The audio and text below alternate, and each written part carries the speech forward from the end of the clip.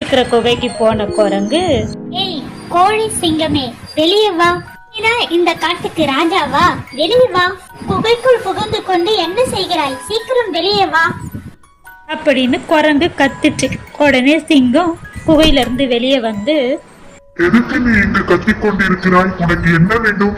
உன்னை நான் இந்த காட்டில் பார்த்ததில்லையே. யார் நீ?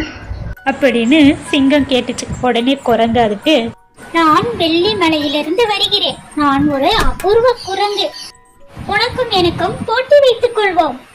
இதில் யார் ஜெயிக்கிறார்களோ அவர்கள் தான் ராஜா, சரியா?